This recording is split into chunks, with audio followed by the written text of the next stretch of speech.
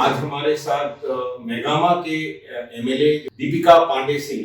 और समय समय पे दीपिका पांडे सिंह काफी ह्यूमन ट्रैफिकिंग पे आवाज उठाई है विधानसभा में। दीपिका जी, आज बहुत बहुत धन्यवाद आपको आर्टिकल 23 डायलॉग में। दीपिका जी, झारखंड एक ऐसा राज्य है जो यहाँ से बहुत लोग जाते हैं काम करने के लिए, और बहुत ऐसे लोग हैं जो किसी न किसी कारण कुछ प्लेसमेंट एजेंसी के माध्यम से फंस जाते हैं दलदल में। ह्यूमन ट्रैफिकिंग को आप झारखंड पर्सपेक्टिव से क्या सोचती हैं कि किस तरह से काम होना चाहिए? देखिए, ह्यूमन ट्रैफिकिंग हमको लगता है झारखंड के one of the top problems या इश्यूज में है। यह बहुत ही बड़ा मुद्दा यहाँ के लोगों के लिए है, और खास करके कोरोना की परिस्थिति में ये समस्या जो है और गंभीर ही होते गई। लेकिन हम लोगों की सरकार ने कोरोना से लड़ते हुए भी यह प्रयास किया कि इस तरह की कहीं से भी कोई शिकायत, आप अखबारों में लगातार देख रहे होंगे कि कई जगह जहाँ बच्चियां फंसी हुई हैं उसको उनको बचा करके वापस लाने का प्रयास सरकार ने किया है। इस बीच में भी सरकार ने इस बात के प्रयास किए कि उनका रजिस्ट्रेशन जो जिनका नहीं हुआ है और वो वापस आए हैं, या गांव में जो मजदूर हैं, जो लोग बाहर काम करने जा रहे हैं, उसमें बच्चियां भी हैं, कि उनका रजिस्ट्रेशन होकर के रहे ताकि उनका वेयरअबाउट्स लिया जाए।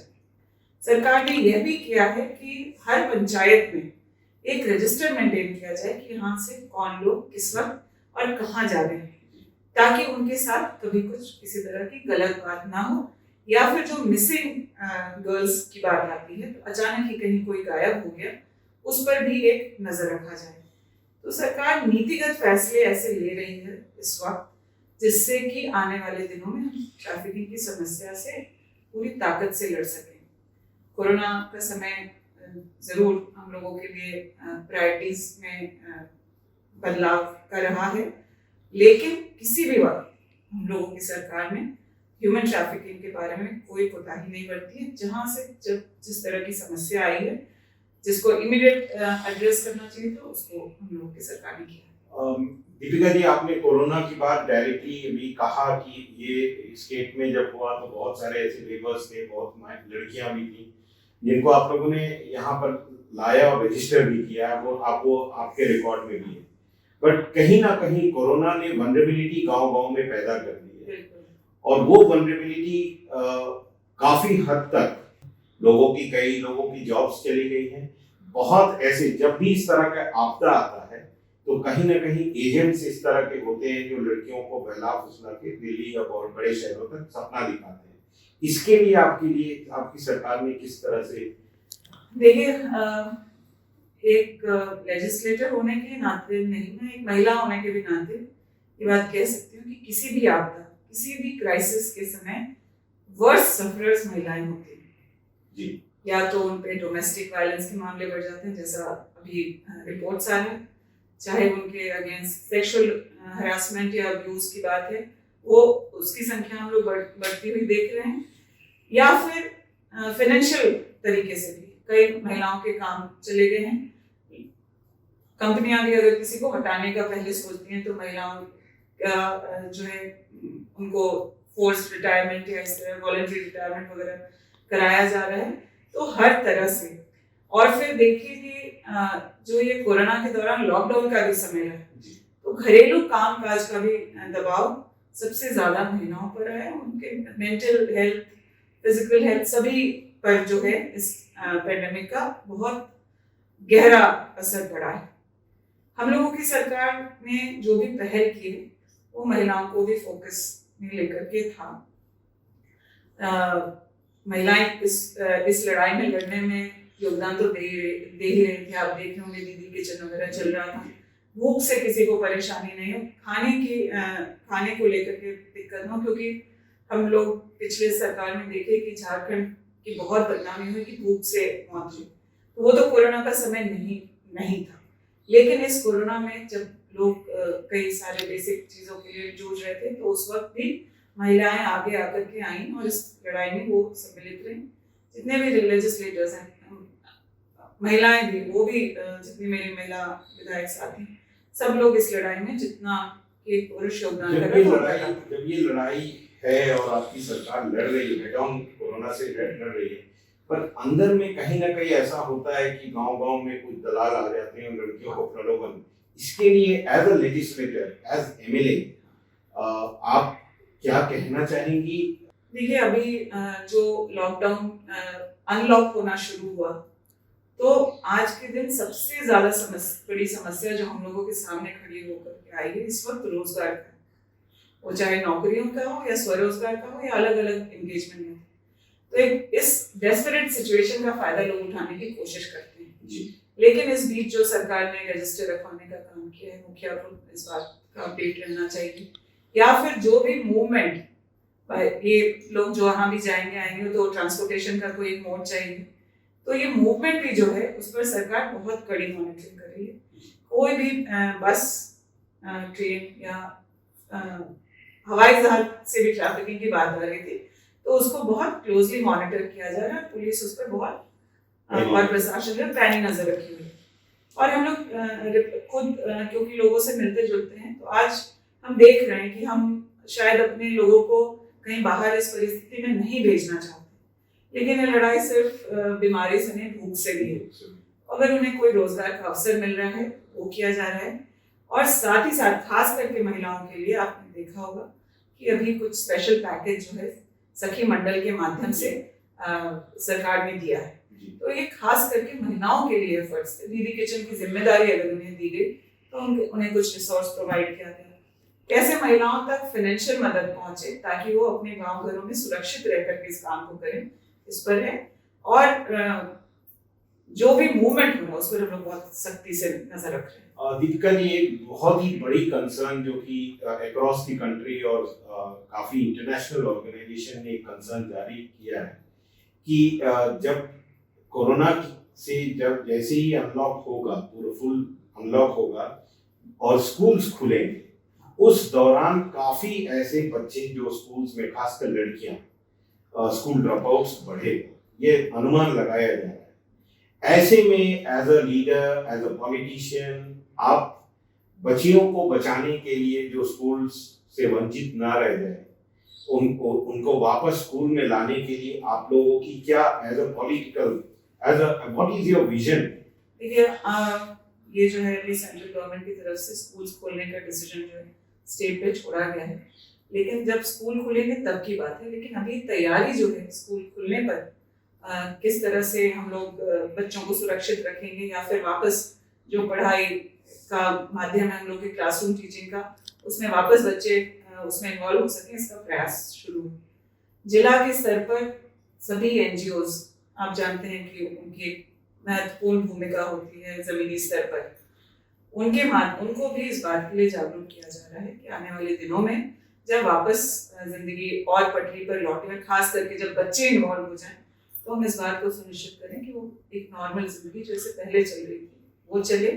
और हमने आपने भी डिस्कस किया है कि वर्स्ट सफरर्स महिलाएं या बच्चियां होती हैं, तो उस मोटिवेशन के लिए जो हम लोगों का स्वयं सहायता समूह का जो नेटवर्क है, जो एनजीओज है, या फिर हम जो पॉलिटिकल लीडर्स हैं या जो जनप्रतिनिधि, वो मुखिया हो, पंचायत समिति हो, जिला परिषद हो या वार्ड मेंबर्स हो, उनके माध्यम से प्रयास करेंगे कि पहले से ज्यादा बच्चियां जो हैं स्कूलों में, कॉलेजों में आकर अपनी पढ़ाई को रिज्यूम करें। ये बहुत इम्पोर्टेंट बात है, क्योंकि देखिए ये कंसर्न जब इंटरनेशनल ऑर्गेनाइजेशन ने जारी किया है और इस तरह की कंसर्न हम लोगों को भी फील हो रहा है कि कहीं ना कहीं स्कूल्स में बच्चियां कम आएंगी, वल्नरेबिलिटी गांव में बढ़ रहा है। क्या प्रशासन से, क्या डिस्ट्रिक्ट एडमिनिस्ट्रेशन से आप लोग टच बेस किए हैं? एजुकेशन डिपार्टमेंट से क्या टच बेस किए हैं? सेक्रेटरी एजुकेशन ने कोई ऐसी फॉलोअप्स की हैं? क्योंकि देखिए ये आज हम सारी इंफ्रास्ट्रक्चर को बना सकते हैं, पर जब स्कूल खुल जाएगा तब हमारे लिए बड़ी प्रॉब्लम्स। बिल्कुल सरकार इस बात की तैयारी कर रही है कि स्कूल जब खुले तो पहले से बेहतर जो है हम लोग शिक्षा की व्यवस्था लोगों के लिए करें। और ड्रॉप आउट्स तो पहले से भी फोकस रहा है सरकारों का, और आई एम श्योर कि जितनी सेंसिटिव और संवेदनशील सरकार है इन सब मुद्दों पर खास करके। दीपिका जी, कहीं ना कहीं वो एजेंट्स, प्लेसमेंट एजेंसी जो फंक्शन कर रहा है इलीगल, क्योंकि हमारे पास कानून नहीं है। पिछली सरकार ने कहा था कि हम प्लेसमेंट एजेंसी बनाएंगे। अभी आपकी सरकार क्या सोच रही है प्लेसमेंट एजेंसी बिल्कुल, इस बारे में मुझे लगता है आपको ध्यान होगा कि एक स्टेटमेंट मुख्यमंत्री जी का आया था कि झारखंड से जब लोग जा रहे होंगे तो सरकार को इन्फॉर्म करके जाना है। इसका मतलब झारखंड में प्लेसमेंट एजेंसी आ सकता है। बिल्कुल, हमको लगता है कि सरकार जो है कुछ हद तक कई डिसीजन आपको अब तक हो चुका होता है, लेकिन कोरोना से पूरा विश्व जूझ रहा है। तो जो प्रक्रिया है, लेकिन जो भी बातें सरकार के संज्ञान में आ रही है उस पर बिफोर हैंड काम करके, ये नहीं कि परेशानी आ गई तब उसका हम समाधान ढूंढ रहे हैं, उसकी बजाय वो समस्या ही ना हो उस पर सरकार का काम शुरू। समस्या ना हो। हमारे बीच में दीपिका पांडे सिंह जो एमएलए है मेहगामा से, और इन्होंने काफी एफर्ट्स उठाए हैं ह्यूमन ट्रैफिकिंग को स्टेट में रोकने के लिए। कई सारे लोगों को आप लोगों ने इंश्योर किया कि इस तरह की प्लेसमेंट एजेंसीज आइडेंटिफाई हो, पनिश हो। तो हमको लगता है कि आप लोगों के काम को भी देख करके देखिए हम लोग जमीन में काम कर सकते हैं। आप जो स्कीम्स बनाएंगी एज लेजिस्लेटर, आप जो विधानसभा में पास करेंगी, हम लोग इम्प्लीमेंट कर सकते हैं। सरकार को, डिस्ट्रिक्ट कमिश्नर्स को मोटिवेट करके हैंड टू हैंड काम कर सकते हैं। बट समस्या ये है कि जो वापस जो बच्चियां आ रही हैं उनके लिए इस तरह की स्कीम्स, अभी हाल ही में माननीय मुख्यमंत्री जी ने सखी ग्रुप का कुछ अनाउंस किया, पलाश का। हाँ। तो वो एक अच्छा पॉजिटिव साइन हो सकता है। मुझे लगता है कि इनकम जनरेशन में भी इसके लिए आप क्या कहेंगी दीपिका जी कि किस तरह से इनकम जनरेशन पे हमको लगता है? देखिए, आज हमारे राज्य से बाहर जाने का लोगों का एक ही कारण है कि उन्हें यहाँ पर जो जरूरी मौके मिलने चाहिए रोजगार के, वो नहीं। ये जमीनी हकीकत। पहला, उसमें आपको दिख रहा होगा कि जो बाहर अब जो लोग जा रहे हैं वो लोग सरकार के साथ रजिस्टर होके जाएं, ताकि कल को हम लोगों को पता हो कि हमारे लोग कहाँ हैं, किस तरह से हैं और उनके लिए हमें क्या करना है। ये एक बात है। दूसरी बात ये है कि हम ज्यादा से ज्यादा मौके यहाँ पर करें। झारखंड रिसोर्सेज मिनरल्स में रिच है। आज जो बाहर से जो लोग आ रहे हैं वो कुछ ना कुछ स्किल लेकर के आए हैं। मोस्टली वो या तो कंस्ट्रक्शन की लाइन में रहे या फिर स्टिचिंग और टेलरिंग और कपड़े से जुड़े व्यवसाय में रहे। तो अगर हमारे यहाँ का 5,000 आदमी जाके गुजरात के एक यूनिट में काम करता है, तो गुजरात जाने के बजाय उन 5,000 लोगों के लिए यहाँ पर कैसे वो रोजगार मुहैया कराया जाए, इसके बारे में आगे गठबंधन की सरकार बहुत सेंसिटिव है। और इसमें काफी सारे काम जो देखिए लेजिस्लेटर्स का काम है पॉलिसी मेकिंग, या कुछ ऐसे कानून हम लोग बनाएं जिससे कि झारखंड के कम से कम साइजेबल नंबर ऑफ पीपल उससे बेनिफिट ले सकें। तो इस काम को किया जा रहा है, तैयारी चल रही है। थोड़ी धीमी है अभी इस पैंडेमिक की वजह से, लेकिन आने वाले 5 साल में मुझे लगता है कि अगर हम लोग 7 लाख माइग्रेंट्स हमारे बाहर जो रजिस्टर हुए हैं उसमें से आधे से अधिक लोगों को हम लोग यहाँ पर एंगेज कर सकते। दीपिका जी, आप एक वाइब्रेंट वॉइस हैं, झारखंड से यंग पॉलिटिशियन हैं, आपने काफी एफर्ट्स किया, अपने रीजन में काम किया है। What is your message to the children of Jharkhand? जो झारखंड की जो बच्चियां हैं उनके लिए क्या मैसेज है आफ्टर कोरोना की? किस तरह से स्टेट उनको बचा के रखेगा और ह्यूमन ट्रैफिकर्स से उनको दूर रखेगा? देखिए, बच्चे तो बहुत छोटे हैं, पता नहीं इस बात को समझ पाएंगे कि नहीं पाएंगे, बट मेरा उनसे यही कहना है कि खूब पढ़ो और किसी से भी डरने की जरूरत नहीं। आप अगर हिम्मत रखेंगे तो कितनी भी बड़ी परेशानी से आप लोग बाहर निकल के आ सकते हैं। तो बच्चों को मुझे बस यही कहना है कि बी ब्रेव और स्टडी वेल। जी बहुत बहुत धन्यवाद आपको आर्टिकल 23 डायलॉग में। और मैं ये चाहूंगा कि ह्यूमन ट्रैफिकिंग को वॉर फुटिंग अगर झारखंड में फाइट किया जाए और एनजीओस की भूमिका अगर साथ में लिया जाए तो झारखंड एक ऐसा स्टेट बन सकता है जो नेशन को कहीं ना कहीं रास्ता दिखा सकता है कि अपने बच्चों को स्कूल में ही पढ़ाए, यहाँ रोजगार भी मिल सकता है। बहुत ऐसी लघु उद्योग ऐसी हैं जिनमें झारखंड की बच्चियां बहुत अच्छा काम कर सकती है। तो मुझे लगता है कि ये एक अच्छा रास्ता है और कोरोना के टाइम्स में अगर पॉजिटिव लेके चला जाए तो वो और अच्छा है। Thank you.